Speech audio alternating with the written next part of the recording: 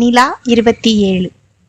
இவள் ரவியிடம் பேசிவிட்டு இந்த பக்கம் வேக வேகமாக விந்தியாவிடம் வந்தவள். விஜயேந்திர சிம்மன் இருப்பதால் இனி தான் இங்கு இருப்பது சரியில்லை என்று உணர்ந்தவள் அவன் வருவதற்குள் சென்று விடலாம் என்று நினைத்து விந்தியாவிடம் அத்தா வராங்களாம், நான் போறேன் என்று கூற விந்தியா விழுந்து விழுந்து சிரித்தாள்.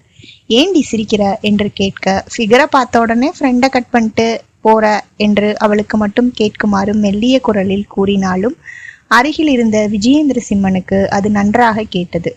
உனக்கு வேற வேலை இல்லை போடி என்று கூறியவள் விஜயேந்திர சிம்மனை பார்க்க தைரியம் இல்லாமல் வேகமாக அங்கிருந்து கிளம்பிவிட்டாள். பார்த்தால் ஏதாவது கூறுவான், எதற்கு வம்பு என்று அங்கிருந்து கிளம்பிவிட்டாள். தோழி சந்தோஷமாக செல்வதை பார்த்த விந்தியா, எப்படியோ ஸ்ருதி அவ அத்தானோட லவ்வை அக்செப்ட் பண்ணிக்கணும், இவ சந்தோஷமா இருக்கணும், அதுதான் என்னோட ஆசை என்று இவள் மெல்லிய குரலில் கூற அருகில் இருந்த விஜயேந்திர சிம்மனின் தாடைகள் இறுகின. ஆம், ரவிக்கு தனது மாமன் மகளான ஸ்ருதிநிலாவை மிகவும் பிடிக்கும்.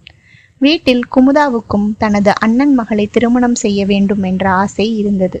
அவர் அடிக்கடி இதை பற்றி பேசுவதை இவள் கேட்டிருக்கிறாள். அதனால் ரவிக்கு ஸ்ருதிநிலாவை பிடிக்கும். அவன் ஸ்ருதிநிலாவை விரும்புவதால் தான் தன் தாயிடம் கூறி பெண் கேட்கச் சொல்கிறான் என்று இவளே நினைத்து கொண்டாள். இவளுக்கும் ரவி ஸ்ருதிநிலாவை விரும்புவதாக தோன்றியது. அதுவும் இல்லாமல் ரவி மீது நல்ல அபிப்பிராயம் இருந்ததால் இவர்கள் ஒன்று சேர்ந்தால் நன்றாகத்தான் இருக்கும் என்று நினைத்தாள். இவள் தனது போக்கில் சிந்தித்து கொண்டு இருக்க திடீரென்று அண்ணனின் குரலை கேட்டு திடுக்கிட்டாள். அவள் லவ் பண்றாளா என்று கேட்க, தன் அண்ணன் இருந்ததை கவனிக்காமல் உளறிவிட்டதை நினைத்து நாக்கை கடித்தாள். அது ஒன்னும் இல்லைனா, அது சும்மா என்று கூறிவிட்டு காருக்குள் ஓடிவிட்டாள்.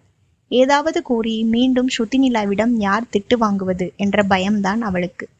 ஆனால் இங்கு நின்று கொண்டிருந்த விஜயேந்திர சிம்மனும் நிற்க முடியாமல் கொந்தளித்து கொண்டிருந்தான். வேறொருவனிடம் அவள் உரிமையாக பேசுவதும் பழகுவதும் அவனால் ஏனோ சகித்து கொள்ள முடியவில்லை. அவன் ஆபீஸுக்கு நேரமாவதை உணர்ந்து விந்தியாவை வேறொரு காரில் போகுமாறு ஏற்பாடு செய்துவிட்டு ஆபீஸ் நோக்கி சென்று கொண்டிருந்தான். அப்பொழுது ஸ்ருதிநிலா அவனது அத்தானுடன் பைக்கில் அமர்ந்து அவனது தோளில் கை வைத்து கொண்டு ஏதோ அவன் கூற சிரித்து பேசிக்கொண்டு செல்வதை பார்த்தான். ஏனோ அவனது மனம் எரியும் நெருப்பில் எண்ணெய் ஊற்றியது போல இருந்தது. ஆபீஸுக்கு செல்லாமல் அவர்களின் பின்னால் அவனை அறியாமல் வண்டியை திருப்பிக் கொண்டு சென்றான். இப்பொழுது அவனுக்கு ஆபீஸுக்கு நேரமாவது பற்றிய நினைப்பே இல்லாமல் சென்று கொண்டிருந்தான். இங்கு பைக்கில் ரவி ஸ்ருதியிடம், என்ன ஸ்ருதி, அத்தைக்கு இதை கண்டிப்பா ப்ரெசன்ட் பண்ணி ஆகணுமா என்று கேட்க, அம்மா அப்பாவுக்கு கல்யாண நாள் வருதுல, அம்மாக்கு பிடிச்ச மாதிரி புடவை எடுக்கணும் என்று அவள் கூற, சரி வா, உனக்கு எந்த கடை பிடிக்கும் என்று ரவி கேட்க, ஆனா அத்தான் என்னோட பட்ஜெட் 5000 தான், நீங்க அதுக்குள்ள பாருங்க, நீங்க பாட்டுக்கு உங்க அளவுக்கு எடுத்து போட சொல்ல போறீங்க, எவ்வளவு செலவு பண்ணாலும் அவங்களுக்கு ஒர்த்து தான் ஸ்ருதி என்று ரவி கூற, நல்ல அன்பான ஆத்மார்த்தமான தம்பதிகள், வயதானாலும் அவர்கள் இன்னும் காதலித்து கொண்டுதான் இருக்கிறார்கள், அதனால் ரவி இப்படி கூறினான். ஆமா அத்தா, அப்பா அம்மா எப்பவுமே மேட் ஃபார் ஈச் அதர், பொருத்தமா இருக்காங்க, அப்பா அம்மாக்கு நல்ல ஒரு ட்ரெஸ் எடுக்கணும் என்று கூற, நீங்க எப்படியோ ஞாபகம் வச்சு வந்தீங்களே, ரொம்ப சந்தோஷம் தான் என்று கூற, இது நம்ம வழக்கமா செய்யறது தானே, புதுசா என்கிட்ட போய் என்ன நீ ஃபார்மாலிட்டி பார்க்குற என்று கூறியவன் நேராக அவள் சொன்ன கடைக்கு விட்டான் புல்லட்டை. அங்கு தனது தாய் தந்தை மற்றும் தம்பிக்கு உடை எடுத்துவிட்டு, உனக்கும் இங்கிருந்து கிளம்பும் போது எடுக்கலாம் என்று கூறினான். எனக்கு எதுக்கு அத்தான், சொன்னா கேளு, நான் வாங்கி தரவா என்று கேட்க, ஐயோ வேண்டாம் தான் என்று அவள் மறுத்தும் கேட்காதவன், சும்மா எடுத்துக்கோ, தம்பி எல்லாருக்கும் வாங்கிட்டு உனக்கு மட்டும் இல்லைன்னா எப்படி, அத்தான் கொடுத்த கிஃப்டா வச்சுக்கோ, உன்னோட அத்தை சார்பா என்று கூறினான். அவளும் சரி வாங்க பார்க்கலாம் என்றாள். அப்பொழுது சரியாக விஜயேந்திர சிம்மன் உள்ளே வந்த சமயம் அவன் அவள் மீது ஒவ்வொரு புடவையாக வைத்து பார்க்க, அவள் அத்தான் போதும், எதுக்கு எவ்வளோ புடவை பார்க்குறீங்க, ஏதோ ஒன்று எடுத்துட்டு போகலாம் என்று கூற, இரு ஸ்ருதி, நல்லா அழகா எடுக்கணும்ல என்று பார்த்தவன் வேறொரு புடவையை இது நல்லா இருக்கு என்று கூறி ஒரு புடவையை எடுத்து கொடுத்தான். வாவ், சூப்பரா இருக்கத்தான் என்று இவளும் மகிழ்ச்சியாக கூற, பாத்தியா, எப்பவுமே அத்தானோட செலக்ஷன் சூப்பரா தான் இருக்கும் என்று அவன் சிரித்து கொண்டே கூற இருவரும் சிரித்தார்கள். இதை பார்த்து அவனுக்கு மனம் கொந்தளித்தது.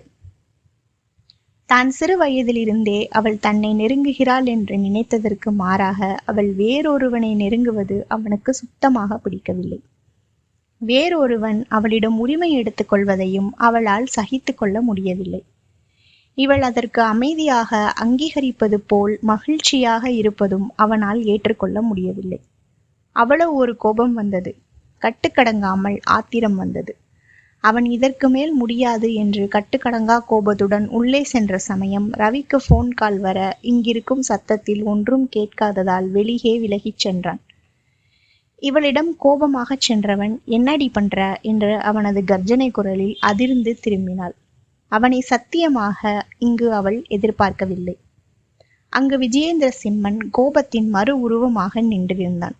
அவளுக்கு ஒன்றும் புரியாமல் என்ன என்று விளங்காமல் அவனை பார்த்து கொண்டிருந்தாள்.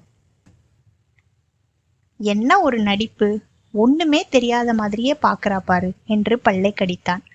யாராவது கிடைச்சிட்டா போதும் உடனே ஊர் சுத்த கிளம்பிடுவியே, அவன் பர்ஸ காலி பண்றதா உனக்கு வேலையா என்று அவன் கோபமான அடிக்குரலில் கர்ஜிக்க, இவளும் முகம் சுருங்க தப்பா பேசாதீங்க சார் என்று கூற, யாரடி சாரு, ஒழுங்குமுறையாதையா அத்தான்னு கூப்பிடு என்று கூறினாள்.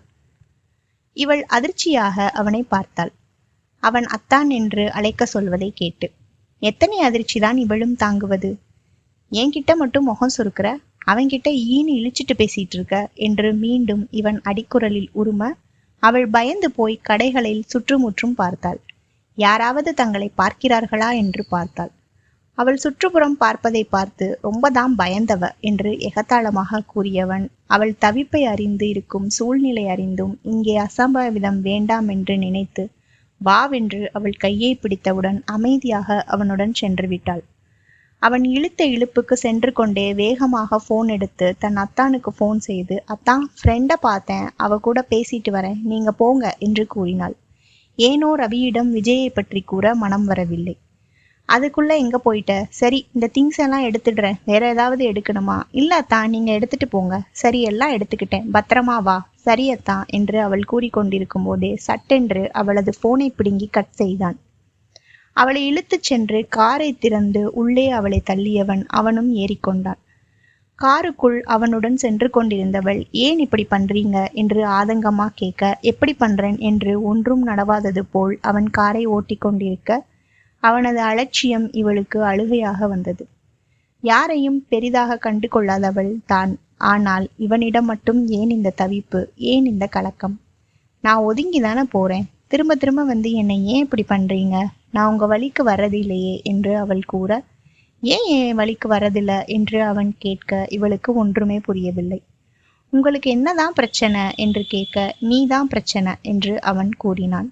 அவள் குழப்பமாக, நான் என்ன பண்ணேன், சும்மா என்னையே சொல்லாதீங்க என்று இவளும் முகம் சிவக்க கோபமாக கூற, நீ தாண்டி எல்லாம் பண்ண, நீ மட்டும்தான் எல்லாம் பண்ண, என் கூட சண்டை போடு, நெருங்காம கூட ஆனா அடுத்தவன் கூட நெருக்கமா இருக்கிறதும் சண்டை போடுறதும் நான் அனுமதிக்க முடியாது என்று கூற, உன்னுடைய எந்த உணர்வும் என்கிட்ட மட்டும்தான் வெளிப்படுத்தணும், வேற யார்கிட்டையும் உரிமையா பழகிறத நான் அனுமதிக்க மாட்டேன். இவர் என்ன சொல்றாருன்னு புரிஞ்சுதான் பேசுறாரா? ஒண்ணுமே புரியாமல் அவனை பார்க்க அவளுடைய அத்தானிடமிருந்து போன் வர, போன் எடுக்க போனவளை போன் எடுத்த சாவடிச்சிடு வேண்டி என்று அவன் எகிர, வெளியூரில் படிச்சவன் மாதிரியா பேசுறான், ஏதோ லோக்கல் ரவுடி மாதிரி நடந்துக்கிறான் என்று அவள் முணுமுணுக்க, அவளின் எண்ண ஓட்டத்தை புரிந்து கொண்டவன், நான் எங்க போனாலும் என்னோட வேர் தமிழ்நாடு தான், என்னோட லாங்குவேஜ் இப்படி தாண்டி இருக்கும் என்று அவன் அடிக்குரலில் சீர, அப்பா இப்பவே கண்ணை கட்டுதே என்ற நிலையில்தான் அவள் இருந்தாள். திடீர்னு வந்து என்னென்னவோ பண்ணிட்டு இருக்கானே, இதன் அர்த்தம் என்ன, இது எங்க போய் முடிய போகிறதோ என்று மனதிற்குள் படபடப்பாக இருந்தது அவளுக்கு.